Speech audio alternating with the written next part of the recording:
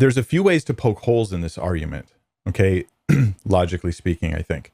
One is to challenge how much sincerity is really going on in this person, right? Like this shows there's something going on here other than just a sincere seeking. There are 5 tactics in gaslighting. Any one of these on their own is simply a lie. It's the combination, the elaborate and deliberate implementation that makes it gaslighting. Reject. Deny or reject the accuser's version of events. I would question the accuracy of those claims. They would say I'm personally attacking them. At least they potentially would. And I'd be okay with that. I'd be like, well, you brought it up. Diminish. Marginalize or reduce the accuser's claim. You're admitting that it happened, but not to the degree that they think it did. I'm not saying every atheist is like this. I'm merely giving one example of one way this can play out. Alternative. Offer an alternative example that's much bigger or much worse than what they're claiming, thus further diminishing their claim. I'm not saying they're knowingly being deceitful about how sincere they are in their searching of God. Assure. Reassure the accuser that your version of events is the correct one by using a statement they should already accept. It is also a very emotionally heavy and influential argument. Often the more philosophical arguments aren't emotionally very impactful, I think. Blame. Accuse the accuser of bias or being the cause of the event. And for that I go, okay, well, let's just acknowledge what's going on here. You're turning the existence of God into either I agree with you that you have good reason to think God doesn't exist, or you see me as personally attacking you because you've based your argument upon your own integrity and your own sincerity and the thoroughness and purity of your own search for God.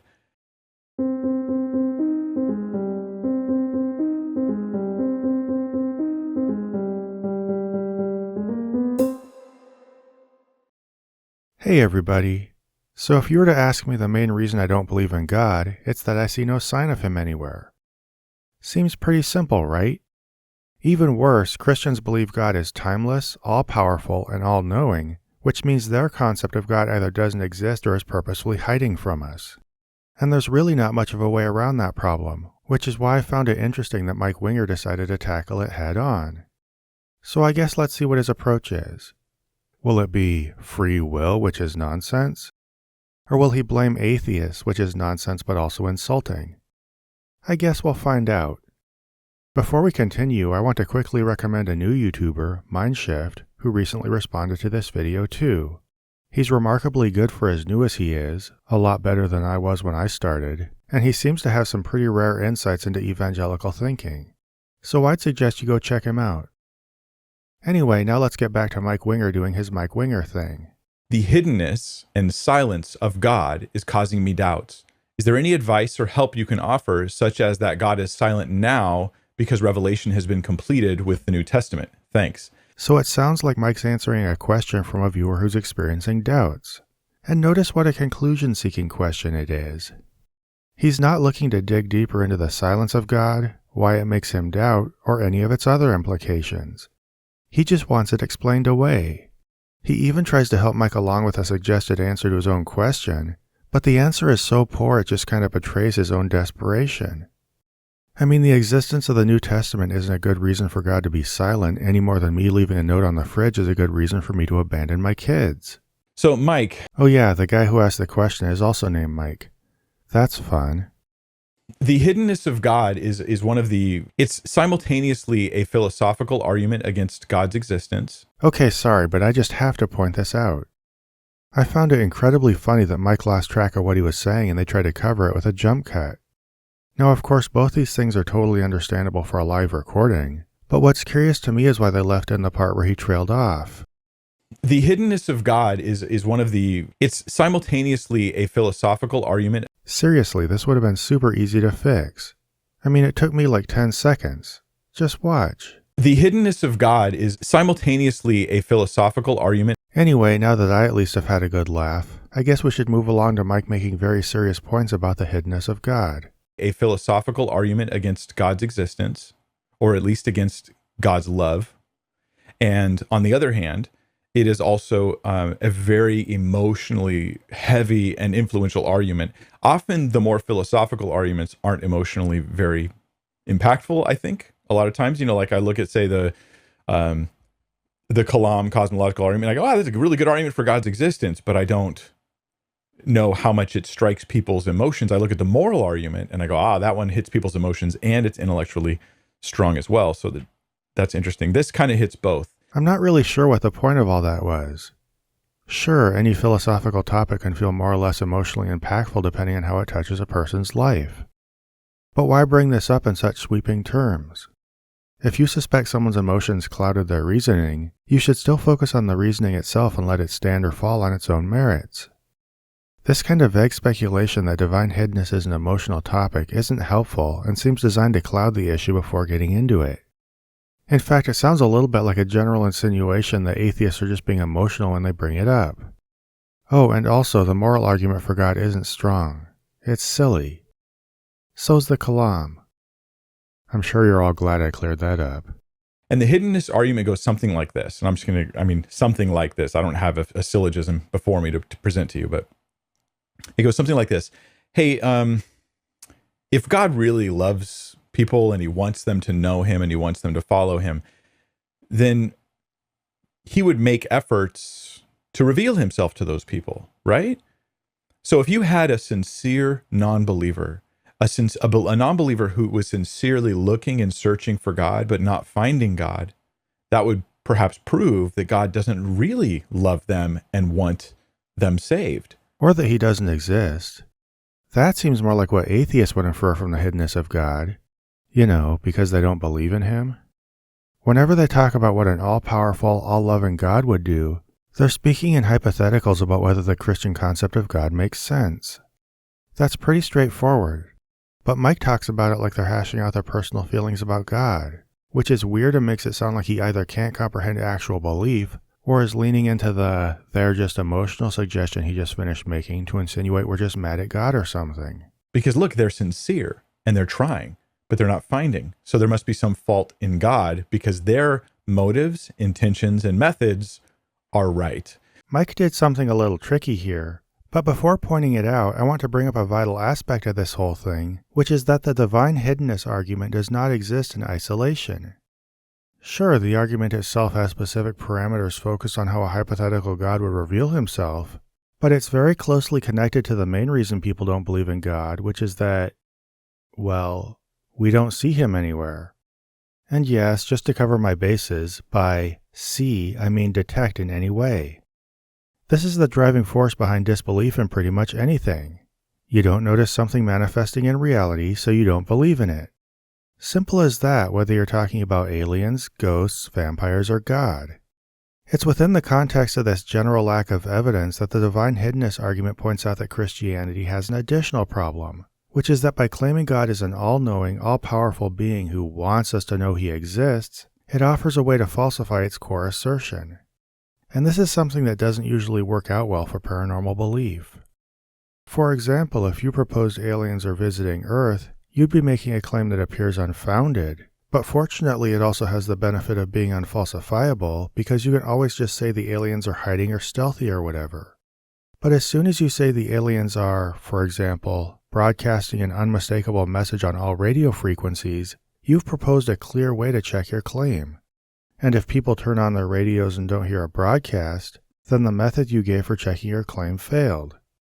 At that point, they'd be very justified in concluding not only that, 1, they have no reason to take your overarching claim about aliens seriously, but also that, 2, the more specific phenomenon you proposed appears demonstrably false.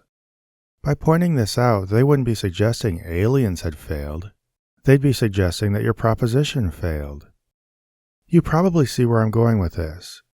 If you propose in general terms that a deity exists, you're similarly making an unfounded but unfalsifiable claim. But as soon as you say that deity wants everybody to know he exists and has the ability to communicate his existence, you've proposed a way to check your claim. So when people notice this deity isn't clearly communicating its existence to them, they're equally justified both in ignoring your overarching claims about God and in considering your specific claims about him being all-powerful and wanting you to know him to be disproven. When they say this, they're not suggesting God failed, they're suggesting your proposition failed. This reveals a problem with how Mike frames the divine hiddenness argument. He says that it suggests the non-believer's motives, intentions, and methods must be right, and thus that any disconnect must be some fault in God. In other words, he's depicting them as saying God failed, when what they're really saying is that the argument failed. I doubt it needs to be said that this is grossly mischaracterizing the argument and the people who make it, and it does so specifically in a way that looks bad to a Christian audience. But then who'd think Mike would ever do such a thing? This is the divine hiddenness thing. God's hiding from this person, this hypothetical person. There's a few ways to poke holes in this argument, okay? Logically speaking, I think. So how much of this do you think is going to be telling us atheists aren't sincere? Oh, who could ever know? I guess let's see.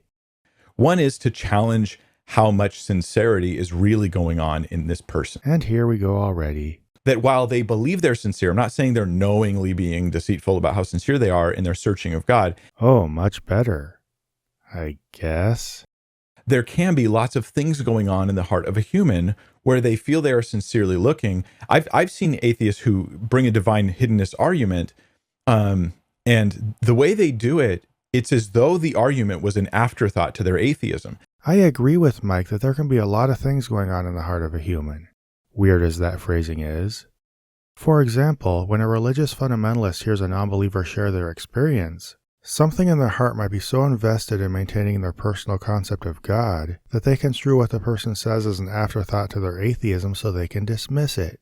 And they say to me how sincere they. I'm not saying every atheist is like this. I'm merely giving one example of one way this can play out. They say like, hey, I'm going to spend a little time like really praying, really going to church, even really maybe singing worship songs, as a way of later being able to say, hey, I sought the Lord, I really tried, and that confirms my atheism one more time. Perhaps the agenda here was a way of proving themselves right about God all along. Okay, seriously. Mike's just getting obnoxious in his effort not to understand where atheists are coming from. Like, has any atheist ever gone through the motions of praying and going to church just so they could come back to Christians and say, see, I tried it and it didn't work? I guess let me know in the comments if you did anything like that, but it sounds like a dubious way to broadly characterize atheists. Much more likely, you went through most of this when you were still a Christian, and far from trying to disprove God, you were seeking to validate your belief, often trying to hear from God and agonizing over your inability to do so. If he wanted to, Mike could choose to hear and engage with stories of people going through these experiences, in doing so developing some sense of what they went through and what it means about doubt and deconversion. The problem is that he's starting out with a conclusion about God that he must defend at all costs, and this conclusion depends on a massive generalization about every person on earth, that being that if they actually try to find God, they will. So to actually hear and engage with former believers, he'd have to challenge this generalization, and thus his prepackaged conclusion about God, and apparently he's not ready to do that. So he instead just sits there and concocts his own counter-narrative about their experiences that makes what they say conform with what he already believes. Unfortunately, his narrative amounts to them being little sneaks who only pretended they tried God to make a point. This isn't just openly disrespecting people he disagrees with. It's making a mockery of the long, difficult, sincere struggles many of them had with their faith before realizing they didn't believe. It's utterly shameful. This is entirely possible. This is how human psychology seems to work. What I'm suggesting is divine hiddenness requires a certain kind of person that may not exist. Oh, so a minute ago he wasn't saying every atheist is like this, but now sincere disbelievers might not even exist. I guess qualifiers are for when you want to sound reasonable, and absolute statements are for when you want to make your actual point. Against this is quite a number of people who suggest, and they give their testimony, that they did seek the Lord and they did find him. They did cry out to God and he did answer. They did open the word of God. They did start praying. They did start attending church or something like this, and they started seeking the Lord, and then their lives were radically transformed. And every one of those testimonies would seem to be an argument against this divine hiddenness thing. So here Mike introduces a second prong in his attack on divine hiddenness. Along with blaming atheists for not hearing from God, he uses Christians as a counterexample. See, atheists? All these people heard from God, so if you'd actually tried, it would have worked for you too. But this is a pretty strange line of argumentation. We're already very familiar with Christian testimonials and find them highly questionable. So if they haven't gained traction with us so far, why would we suddenly find them compelling as part of Mike's attempt to dump on us for not noticing God? Let's remember, again, that isolated testimonials about experiencing a God who's absent from observed reality are no more compelling than isolated testimonials about seeing ghosts who are absent from observed reality. In fact, they're actually less compelling because the ghost claim is about a direct sensory experience, whereas the God claim is about an abstract, easily misunderstood experience that happened inside someone's head. Of course, he also throws in a statement that Christians' lives were radically transformed, but this claim is arguable, subject to confirmation bias, and so absurd as an argument for God it sometimes gets made fun of by other Christians. Good for you. That's awesome. You tried it and it changed your life. Because you're the only person who's ever tried anything and it's changed their life, right? The fact is, isolated anecdotes don't place a claim of a paranormal being on par with everybody else's general experience of not seeing that being, especially if all you can offer as evidence is a claim that you heard things in your head and started behaving differently afterward. The problem with the divine hiddenness argument, though, is not the logical aspect of it. Because I can easily say, hey, humans have all sorts of layers of desires and wants. We may be sincere in one level, but insincere in another. We might be in bondage to sin. Our blindness right now in seeking God might be due to past sins we've committed that have brought us to that blindness. So we might be actually reaping the blindness of our own decisions, and we're blaming God for that inability to see him. Like, I can say all those things. Yeah, you could. But I'd hope for your sake to hear you say smarter things than that. Like, seriously, the idea of resolving your differences with someone by convincing yourself they don't exist is dumb enough. But this one about currently trying to find God but not being able to because of your past actions is just off the charts nonsensical. I mean, how does it even work? Does God get so mad at something you did that he punishes you by blocking your ability to know he exists? Is sin some magical force that builds up a level of blindness to his existence that you're eventually just stuck with? Or does persistently resisting God affect not just your attitude toward him, which would actually make sense, but your ability to perceive him, which wouldn't? It's abject nonsense. But what really makes this one hard, Mike, is that what I'm doing is I'm talking about like your buddy Joe. I mean, in your head, like I'm talking about your friend Joe who told you, I want to see God after odds are real, I want to know. I want to see God after odds are real, I want to know. And use this not just as, hey, pray for me, I want to see God, but use this as an argument against God's existence. I mean, you can almost, here's a way to test maybe for an atheist.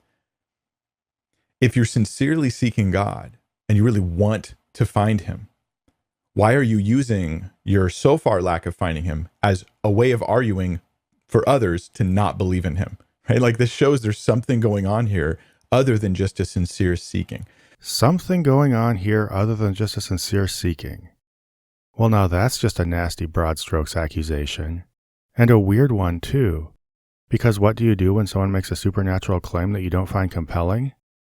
You just don't believe them and go on with your life, right? And I guess if people persist in bringing it to your attention, you might point out the lack of evidence when explaining your disbelief. It's the most incredibly normal reaction. So why does Mike say it means you're not sincerely seeking? Well, part of the problem is with his wording. Most people would understand sincere seeking to mean you're sincerely seeking truth in general, something you can very easily do while being somewhat dismissive of supernatural claims.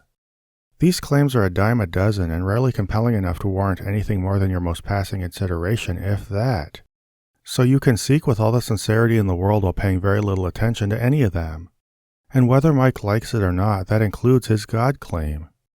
But he seems to be using the phrase in a totally different way, which is as a demand that people persistently zero in on his specific concept of God and pursue it until they believe it. This is an incredibly weird expectation.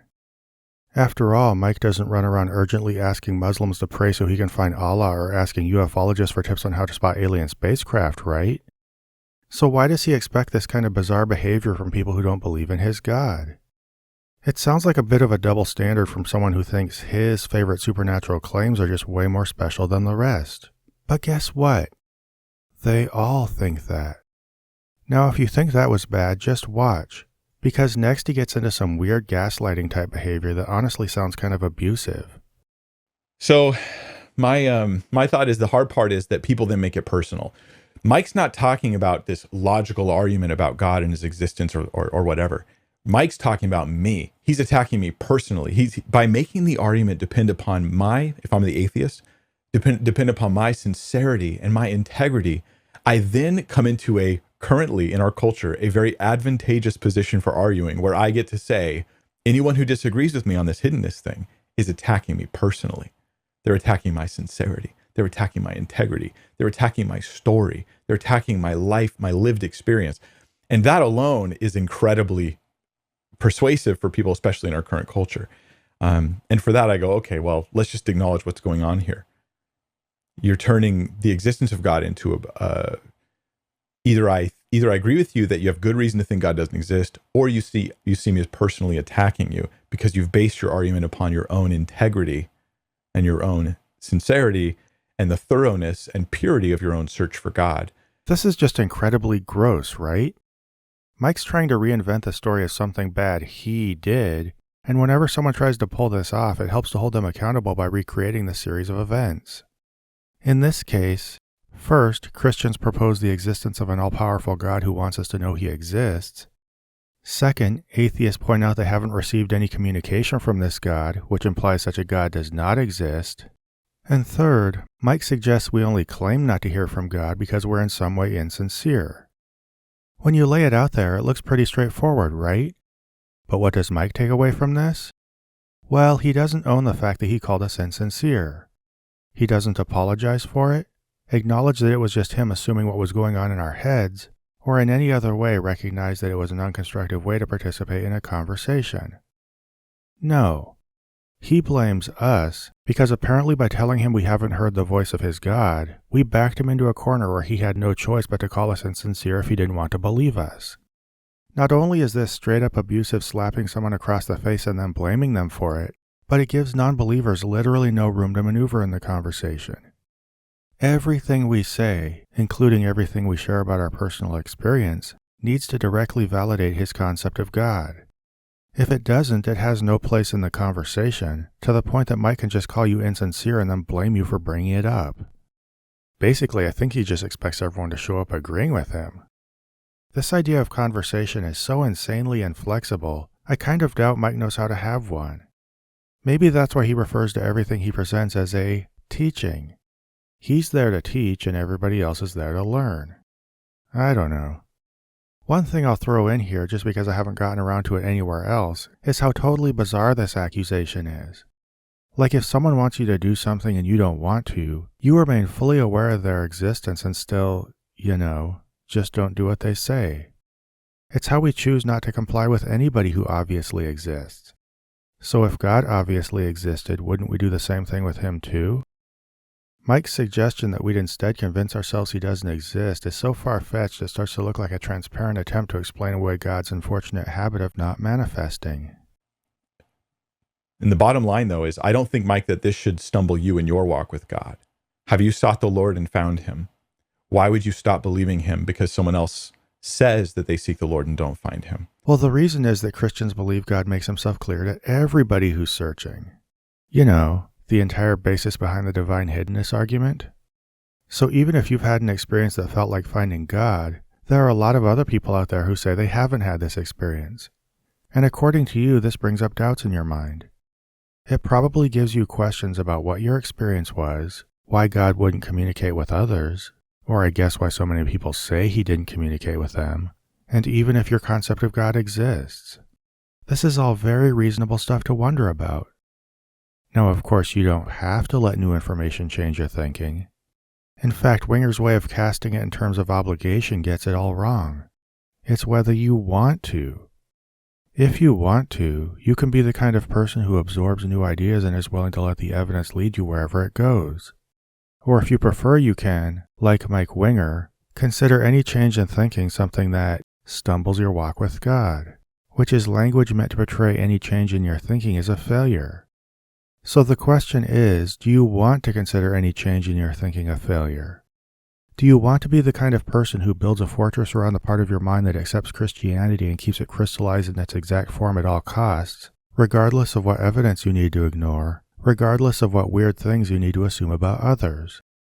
Or do you prefer being an open thinker to being a biblical thinker? The choice is yours.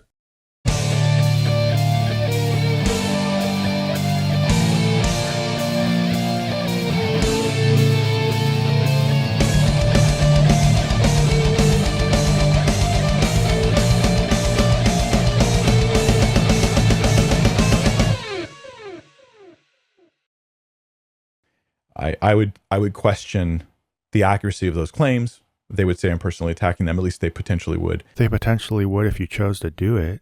And I'd be okay with that. I'm sure you would. I'd be like, well, you brought it up. Like, you're the one that laid out your sincerity as the rule by which you will test God's existence. No, they said they haven't heard anything from your God and that that's a good reason to suspect he doesn't exist. You brought sincerity into it by questioning theirs. You made saying they've heard from God a rule by which you test their sincerity. The problem is with you, Mike. I'm saying I don't think that's a trustworthy rule. So basically the one crux of your position is to question the sincerity of anybody who pushes back on your claim about God. Great. That's called an automatic conversation stopper. So let the door hit you as you leave and come back when you're ready to show the basic respect necessary for a conversation.